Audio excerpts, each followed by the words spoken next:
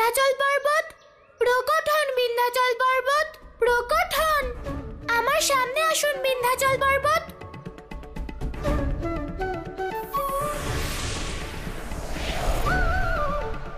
বিন্ধ্যাচল পর্বত, আপনি এই সংসারে যে অধর্ম করেছেন তার প্রায়শ্চিত্ত করার সময় এসে গেছে। কারণ মা বলে প্রায়শ্চিত্ত না করে কেউ কখনো তার দুঃখ থেকে মুক্তি পায় না। তুমি ঠিকই বলেছো কানাই। যখন থেকে আমি নিজের অপরাধ বুঝতে পেরেছি তখন থেকে আত্মগ্লানিতে ভুগছি, কিন্তু আমি কিছুতেই বুঝতে পারছি না যে আমি নিজের পাপের প্রায়শ্চিত্ত কি করে করব। বিন্ধ্যাচল পর্বত, আপনার কারণে দেবী যোগমায়ার ভক্তরা আর ওনার বাসস্থান ক্ষত্রি পর্বত অত্যন্ত কষ্ট পেয়েছে। এখন শুধু দেবী যোগমায়াই আপনার অপরাধ ক্ষমা করতে পারেন। উনি আপনাকে আপনার অপরাধ থেকে মুক্তি দিতে পারেন। আমি বুঝতে পেরেছি কানাই, আমায় কি করতে হবে। নারায়ণ নারায়ণ। প্রভু, এই পাপী কংস সর্বদা আপনাকে খুঁজতে গিয়ে অধর্ম করতে থাকে, কিন্তু আজকে আপনি ওর মথুরা থেকে বেরোনোর সমস্ত পথ অবরুদ্ধ করে দিয়েছেন। দেবর্ষি, কংসের পথ সীমিত অবশ্যই হবে, কিন্তু কারোর প্রতিবন্ধকতার সৃষ্টি করলে তখন তার সীমাও নির্ধারণ করে দেওয়া হয়।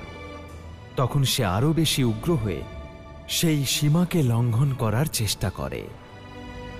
প্রভু, তাহলে কানাই এমন কেন করল? কংস যখন অধর্মই করবে তাহলে নন্দলালের কি প্রয়োজন ছিল যে ও কংসকে ৮৪ ক্রোশের সীমারেখায় আবদ্ধ রাখার?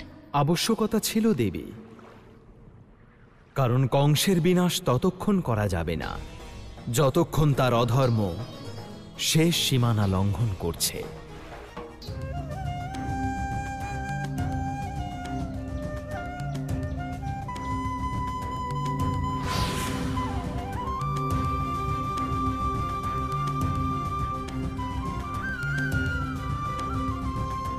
বিন্ধ্যাচল,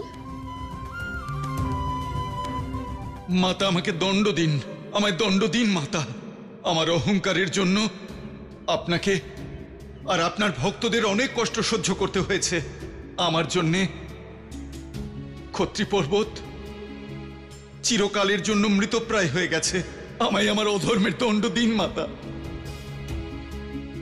বিন্ধ্যাচল, নিজের অপরাধের বোধ হওয়ার চেয়ে বড় দণ্ড আর কিছুই হয় না। আমি প্রসন্ন হয়েছি যে তুমি তোমার অপরাধ বুঝতে পেরেছ। চলো এবার ওঠো, আমাকে যাওয়ার পথ দাও।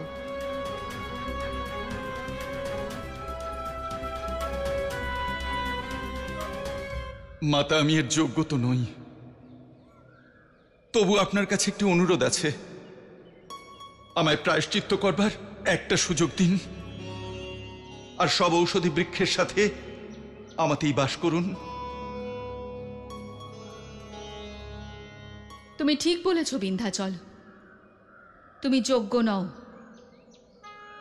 এক অধর্মী এবং অহংকারী পর্বতকে আমার নিবাসস্থল কিছুতেই করতে পারবো না। দাঁড়ান দেবী।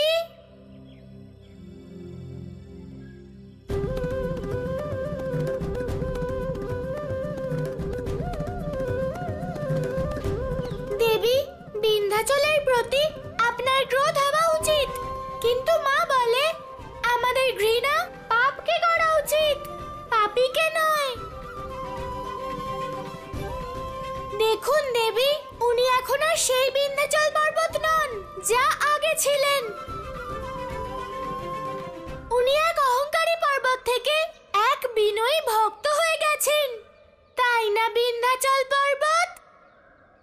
কিন্তু কানাই, আমি এটা কি করে ভুলে যাব যে এই অহংকারী পর্বতের কারণে আমাকে আর আমার ঔষধীদের এই নিবাসস্থল ছাড়তে হয়েছে। দেবী, তাই তো বলছি যে আপনি বিন্ধ্যাচল পর্বতকেই আপনার বাসস্থান করুন, কারণ বিন্ধ্যাচলকে শাস্তি দেওয়ার এর থেকে সঠিক পথ কিছু হতেই পারে না। মাতা, আমায় প্রায়শ্চিত্ত করবার একটা সুযোগ দিন। না হলে আমি আমার অপরাধ বোধ থেকে কোনোদিনও মুক্ত হতে পারবো না। আমায় আপনি কৃপা করুন মাতা। দেবী, মা বলে যে নিজের অপরাধ স্বীকার করে তার প্রায়শ্চিত্ত করে সে আর অপরাধী থাকে না দেবী। নিজের ভক্ত বিন্ধ্যাচলকে কৃপা করুন দেবী, ওনাকে অপরাধ মুক্ত করুন। ঠিক আছে কানাই, আজ থেকে বিন্ধ্যাচল পর্বত আমার নিবাসস্থল হবে।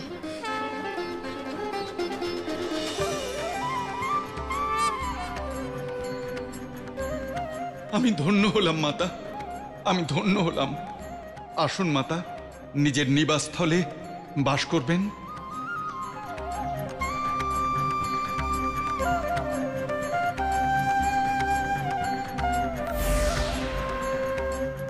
কানাই, কানাই, কানাই,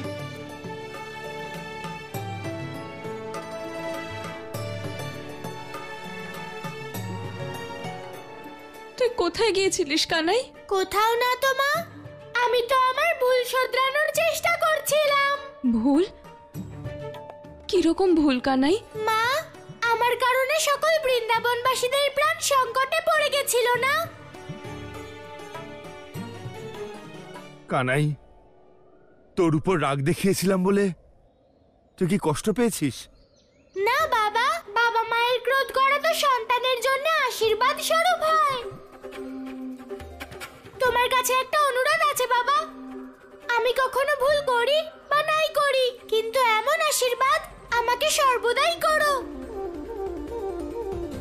কানাই, তুই আর তোর কথাবার্তা, এবার গৃহে ফেরা যাক। বাকি আশীর্বাদ গৃহে গিয়েই দেব।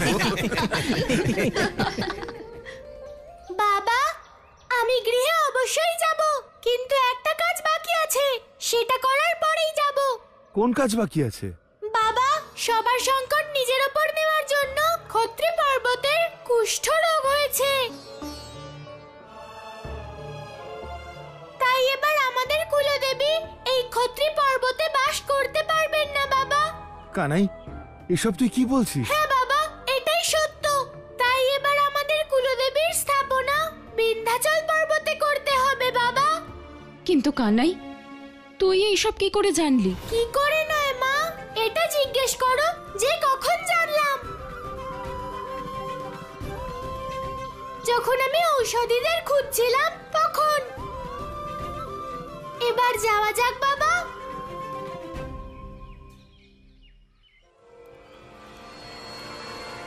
কিছু তো বলুন ভগবান। ওই ছলনাকারী বিষ্ণুর ওই বালক অবতারকে মথুরায় ডেকে আনার কোনো পথ তো দেখান।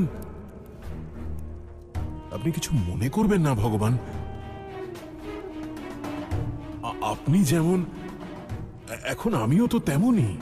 না আপনি কোথাও যেতে পারেন, না আমি কোথাও যেতে পারবো, কিন্তু ওই পরম অবতারকে তো মথুরায় ডেকে আনতেই হবে, নইলে ওকে হত্যা করব কি করে?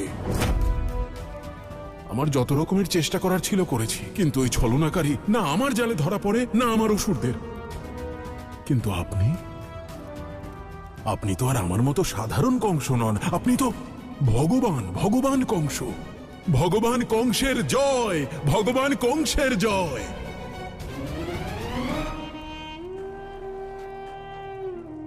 ভগবান কংসের জন্য কিছু তো বলুন। ভালোভাবে বললে এখানে কেউ কথা শোনে না। ক্ষমা করবেন প্রভু, যদি এখনো আপনি কিছু না বলেন তাহলে বলবেন না। তাহলে আমাকে ক্ষমা করে দেবেন প্রভু।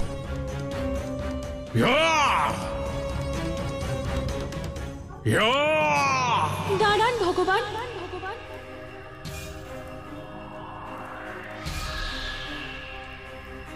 এতটাই ভয় পেয়ে গেলেন যে কণ্ঠস্বরই পাল্টে ফেললেন ভগবান। বলুন বলুন তাহলে ভগবান। আমার কাছে একটা উপায় আছে।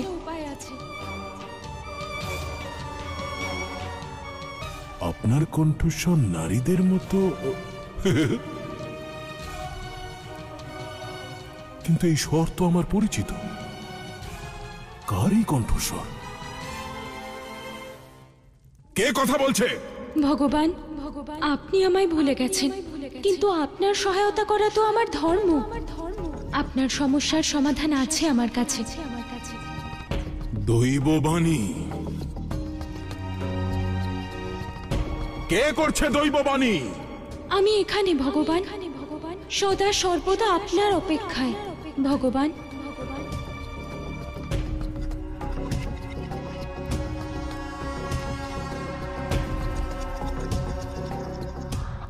হে মা, আজ আমরা আপনাকে পুরো ভক্তি, ভালোবাসা আর শ্রদ্ধার সাথে বিন্ধ্যাচল পর্বতে স্থাপন করলাম।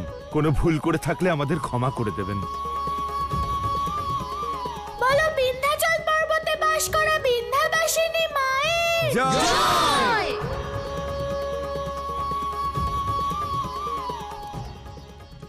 কানাই দেবী যোগমায়ার নতুন নামকরণ করে ফেলল।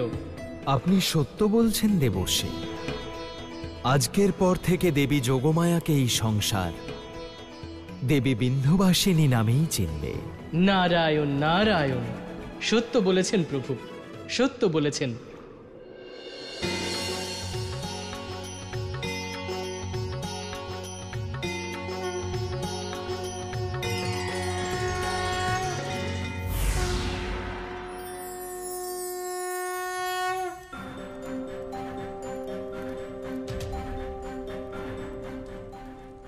মা, হে বৃন্দাবনবাসীগণ, আপনাদের সকলের ওপর আমার কৃপা দৃষ্টি থাকবে। আর যে বিন্ধ্যাচল পর্বতে কঠিন যাত্রা করে আমাকে দর্শন করতে আসবে, তার সকল মনস্কামনা পূরণ হবে।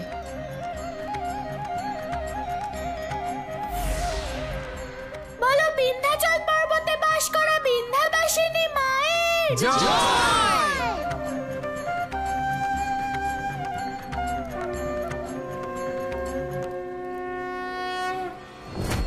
ভগবান, আমি আপনাকে সহায়তা করতে চাই ভগবান। ভগবান,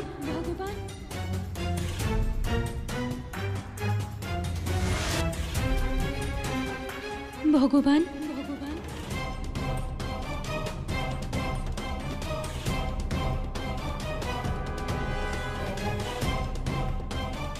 ও, তাহলে এটা অস্থির কণ্ঠস্বর। তুমি আমার মৃত স্ত্রী অস্থি?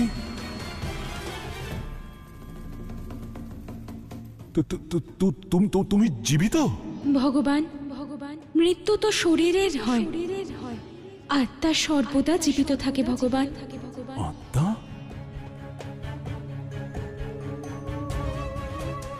কিন্তু তুমি তোমার হত্যাকারীর মহলে কি করছো?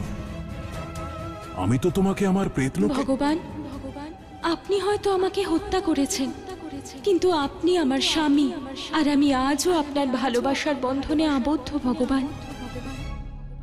ভালোবাসা? কত বিচিত্র হয় এই ভালোবাসা! যাকে আমি হত্যা করেছি, যাকে জীবন থেকে মুক্তি দিয়েছি, সে এখনো আমার জীবনের সঙ্গে বাঁধা। শুধু আপনার জীবনের সাথেই নয় ভগবান, আপনার সুখ, দুঃখ, আপনার চিন্তা সবকিছুর সাথে আবদ্ধ আমি ভগবান। তাই তো আমি আপনাকে সহায়তা করতে চাই।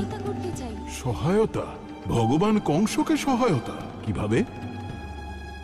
তোমার কি কোনো পথ জানা আছে, নাকি তোমার কাছে আমার সমস্যার কোনো সমাধান আছে? ভগবান, আপনার সমস্যার শুধু একটাই সমাধান আছে, আর তা হলো আমার পিতা মহারাজ জরাসন্ধ। মহারাজ জরাসন্ধ?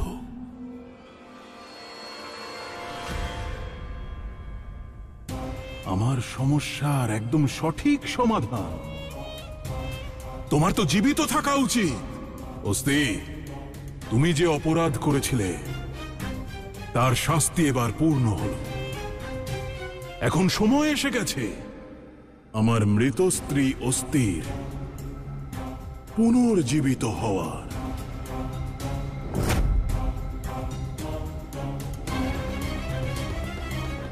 ওম কংসায় নমঃ।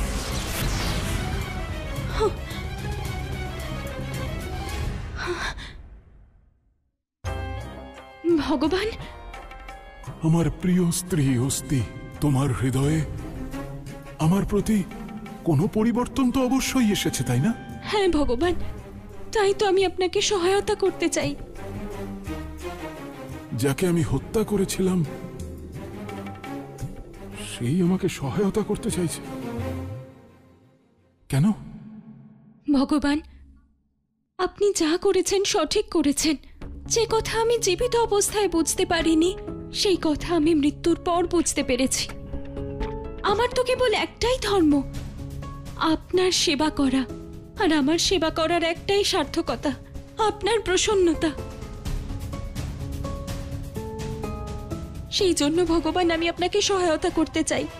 আর আমি বলছি যে আপনার চিন্তা আর সমস্যার একটাই সমাধান আছে, তা হলো আমার পিতা মহারাজ জরাসন্ধ। মগধপতি মহারাজ জরাসন্ধের জয়! মগধপতি মহারাজ জরাসন্ধের জয়! মগধপতি মহারাজ জরাসন্ধের জয়! মগধপতি মহারাজ জরাসন্ধের জয়! মগধপতি মহারাজ জরাসন্ধের জয়! মগধপতি মহারাজ জরাসন্ধের জয়! মগধপতি মহারাজ জরাসন্ধের জয়! মগধপতি মহারাজ জরাসন্ধের জয়! মগধপতি মহারাজ জরাসন্ধের জয়!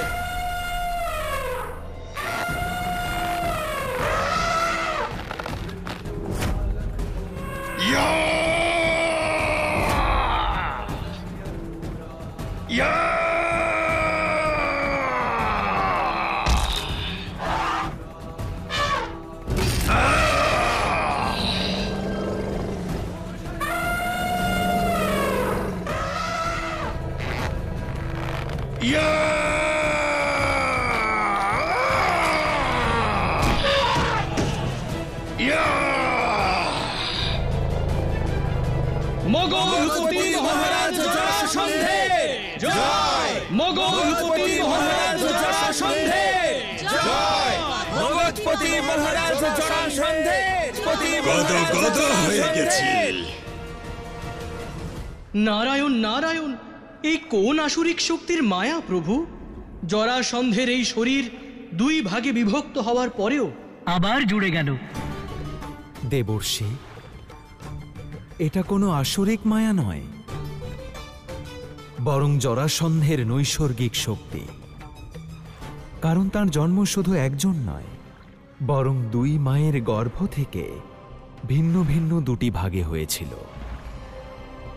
তখন তার পিতা বৃহদ্রথ তাকে মৃত ভেবে বনেই ফেলে এসেছিল। নারায়ণ নারায়ণ, তারপরে কি হয়েছিল প্রভু? দেবর্ষি, সেই বনে জরা নামে এক রাক্ষসী ছিল, যে তার শক্তির দ্বারা জরাসন্ধের দুই ভাগকে একসঙ্গে জুড়ে তাকে জীবিত করে তোলে।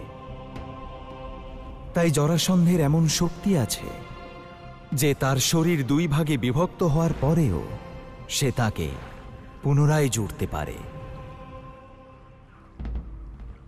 পিতৃতুল্য ভগবান কংসের শ্বশুর মহারাজ জরাসন্ধ।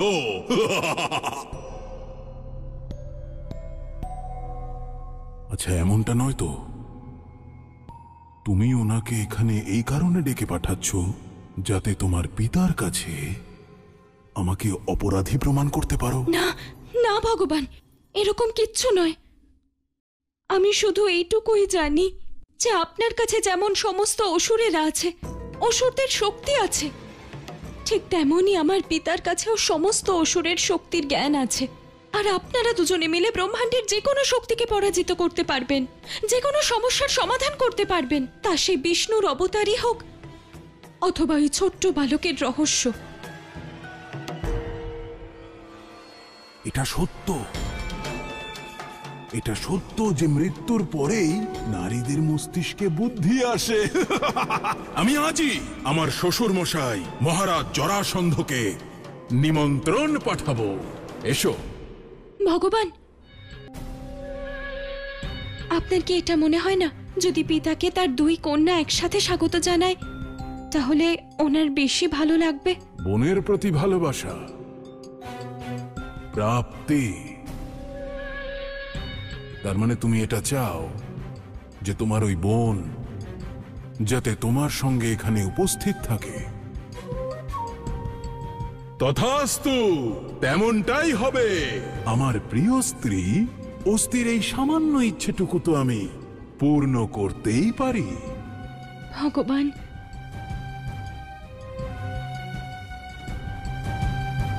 গুরুদেব, কংস এখন কেবল মথুরাতেই সীমাবদ্ধ হয়ে রইল। আমি কংসের সীমারেখা বেঁধে দিয়েছি গুরুদেব। এবার কংস কখনো মথুরার সীমা পার করতে পারবে না গুরুদেব। হ্যাঁ কানাই, এই কার্য কেবল তুমিই করতে পারো। সবকিছু বিনষ্টকারী একটি ঘূর্ণিঝড়কে তুমি সীমায় বাঁধতে পারো। গুরুদেব, আমি তো শুধু এই জন্যই খুশি যে কংস আর কখনো আমার বাবা মা আর বৃন্দাবনবাসীদের কষ্ট দিতে পারবে না। এবার সবাই কংসের অত্যাচার থেকে মুক্তি পাবে।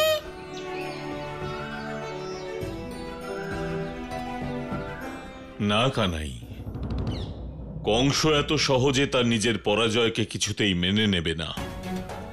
যতটুকু আমি চিনি তাকে, সে দ্বিগুণ শক্তিতে আবার আঘাত করবে।